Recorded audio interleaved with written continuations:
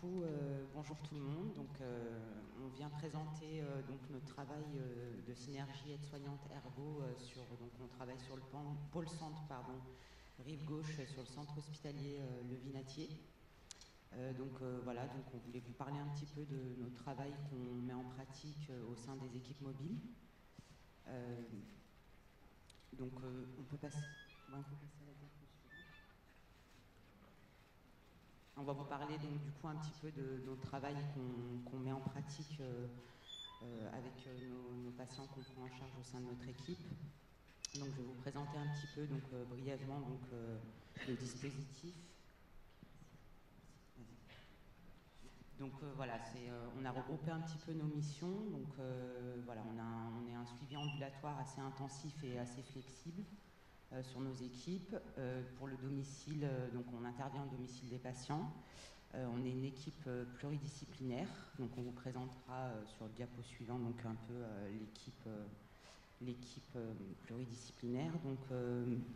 On est assez orienté sur le rétablissement. Ensuite, on intervient surtout en binôme au sein du domicile du patient ou éventuellement en dehors du domicile, au choix du patient aussi, s'il préfère qu'on se voit à l'extérieur. Et on travaille surtout sur un modèle du case management.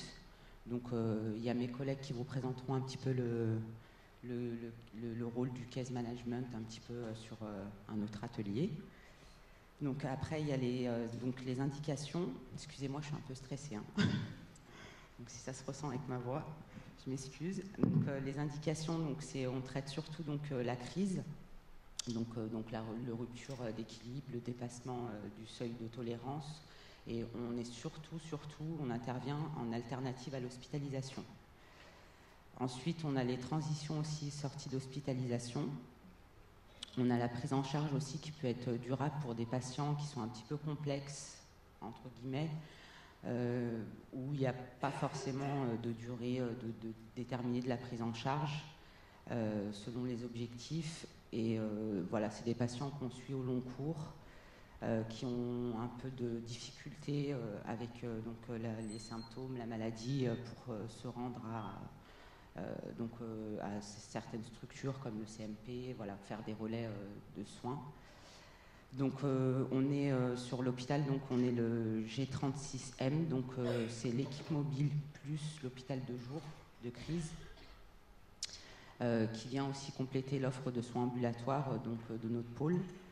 Et ça crée du coup une nouvelle alternative à l'hospitalisation complète.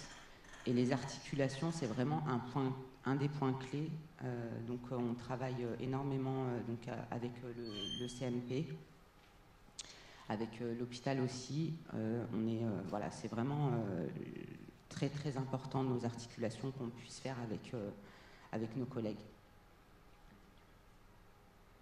On revient sur l'équipe pluridisciplinaire. On a la chance d'être assez nombreux. On a les médecins-chefs, notre docteur Ribaud. Ensuite, on a des médecins, on est divisé sur deux équipes. Au départ, en 2020, on a débuté en une seule équipe. On faisait le 6e, 3e et 8e arrondissement. Et ensuite, pour que le travail soit, soit plus facile de coordonner tout ça, on a divisé nos équipes. Une équipe nord qui s'occupe du 6e et du 3e, et une équipe sud qui s'occupe que du 8e arrondissement. Avec des médecins, 2 médecins par équipe, on a les infirmiers, on a psychologue sur chaque équipe, secrétaire et aide-soignante. Et après, on a des collègues aussi qui travaillent, on les a nommés un peu transversaux. On a notre collègue Baptiste Godlus, IPA, on a notre sociologue Antoine Simon, on a notre collègue Alice qui intervient aussi sur les 2 équipes, ergo.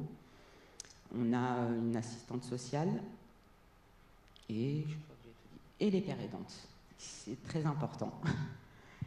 Voilà. Et du coup, nous, en tant qu'aide-soignante et ergo, on travaille plus sur le quotidien, l'accompagnement dans le quotidien pour travailler autour de l'autonomie. on s'est rendu compte que ça pouvait être difficile parfois de différencier nos deux métiers. Donc on a décidé d'essayer de travailler autour d'un projet de parcours. Parcours, on l'a appelé parcours, mais bon, on verra plus tard après si on change le nom. ASD Ergo, du coup, avec des indications quand le patient, en fait, il fait une plainte dans la gestion de son quotidien et qu'il est motivé, prêt au changement. Voilà, on peut faire appel à nous.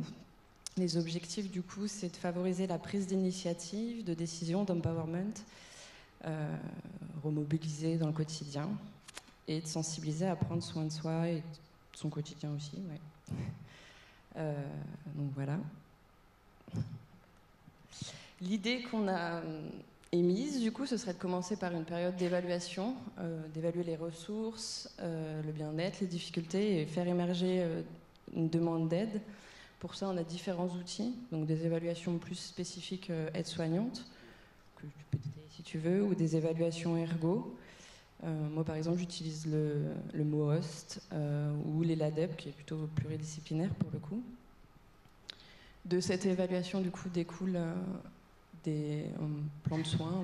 On détermine des objectifs avec des échéances. L'idée, c'est que l'évaluation, elle ne dure pas plus de 1 à 3 VAD, parce qu'on peut avoir des prises en charge courtes à l'équipe mobile, donc il faut quand même que ce programme il puisse pas s'étaler trop longtemps dans le temps.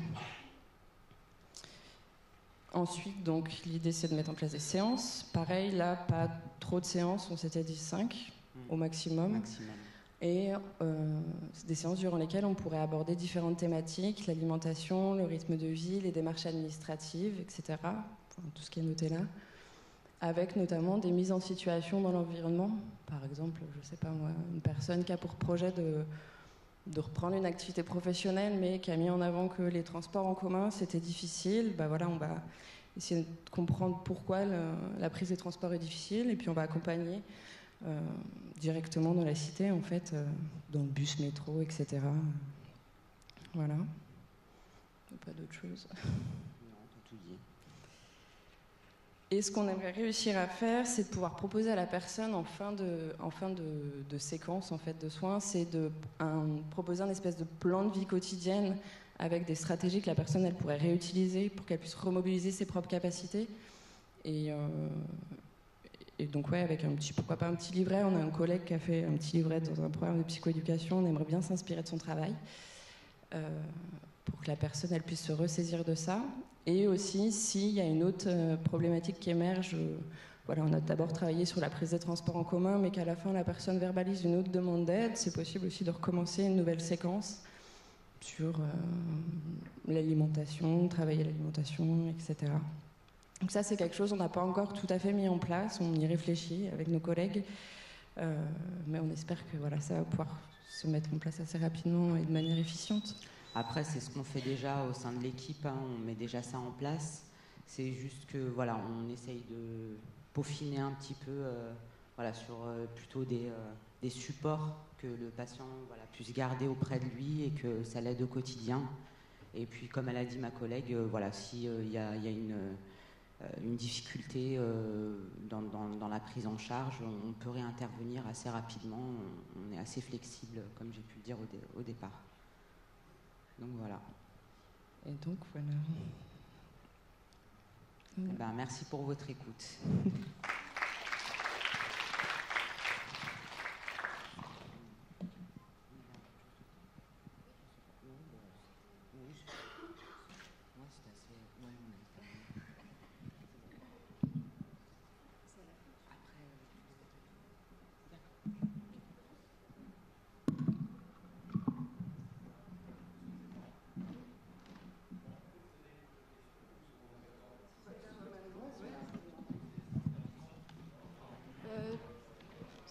Poser les questions c'est juste pour qu'on ait le temps.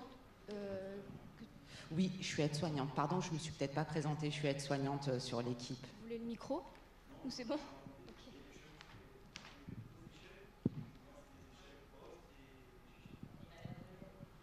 Okay. C'est le MOOST, c'est une échelle, un modèle, c'est canadien, c'est en anglais, c'est le modèle de l'occupation humaine. Et c'est l'évaluation qui découle de ce modèle-là, en fait. L'idée de l'évaluation, en fait, ça reprend donc d'abord tout ce qui est motivation, volition, savoir les rôles de la personne, les difficultés. Dans cette évaluation aussi, il y a l'environnement qui est évalué. Et l'idée, c'est de voir comment la personne elle est capable de s'adapter. À la fois, en fait, on fait une analyse des forces et des limites pour savoir comment la personne elle va réussir à s'adapter au quotidien et mettre en place de nouvelles stratégies. Ah, moi, je n'ai pas fait de formation, je me suis formée sur le terrain ou avec d'autres collègues, mais il y a une formation qui existe, oui. Et il y a un manuel aussi. Mais il y a une formation qui existe. Je pense que ça vaut le coup. Je ne l'ai pas faite, mais je pense que ça vaut le coup de la faire.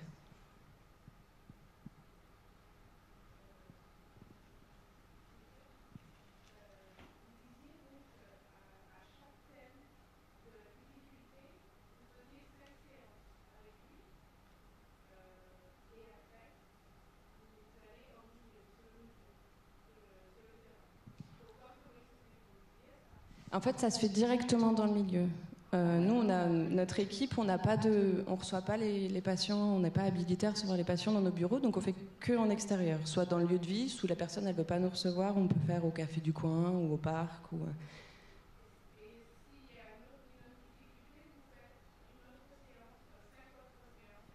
Alors tout dépend, chaque difficulté que la personne peut rencontrer, ça peut ne pas se découler sur 5 séances. Voilà, on peut adapter et puis voir quelles difficultés la personne rencontre. Et à ce moment-là, ça en découle des séances, ça peut être sur 2 séances, comme sur 3 ou une, voilà, tout dépend. Alors oui, il y a des limites de prise en charge au sein de notre équipe mobile. Donc on peut être... Comment ? Il y a une limite, on peut pas... s'il y a une difficulté au quotidien, on va pouvoir donc intervenir, nous, donc aides-soignantes et ergo. Et ensuite, la limite, parce que l'objectif, vraiment, c'est de pouvoir relayer par la suite, donc ou au CMP, ou au psychiatre libéral, ou au médecin généraliste, tout dépend voilà, de la personne et des attentes aussi. Après, on a quelques suivis très longs cours, où là, en termes de temps, on n'aura pas trop de limites. Ouais. Là, on ne compte pas le temps.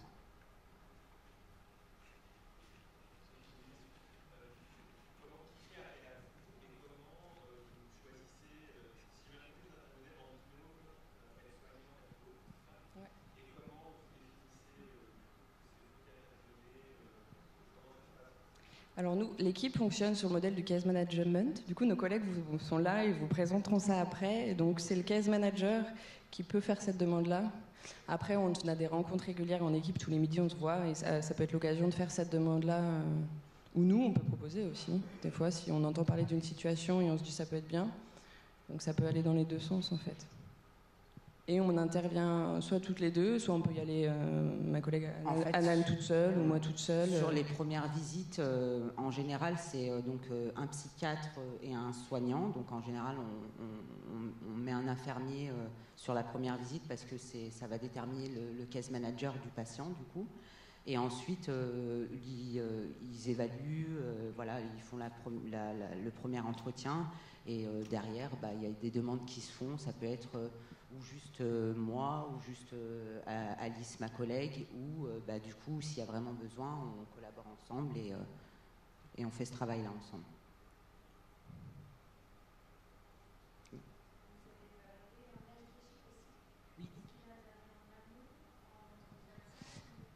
Alors l'HDJ, ça peut être une demande qui peut être faite directement donc, de l'hôpital. Donc l'hôpital peut faire une demande hôpital de jour et équipe mobile. Donc c'est en général la prise en charge, ouais, ça peut être comment on dit ça, ensemble en fait, voilà, associés. Et puis l'hôpital de jour, ça va être une prise en charge sur 3 mois, renouvelable une fois. Et puis nous, on peut intervenir au domicile du patient en même temps, enfin, en complétant la prise en charge sur l'hôpital de jour.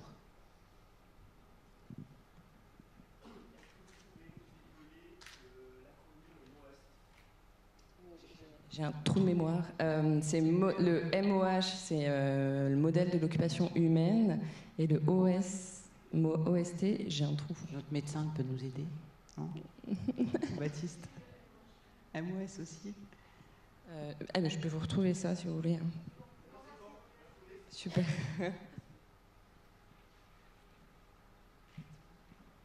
On va passer au deuxième atelier alors. Merci.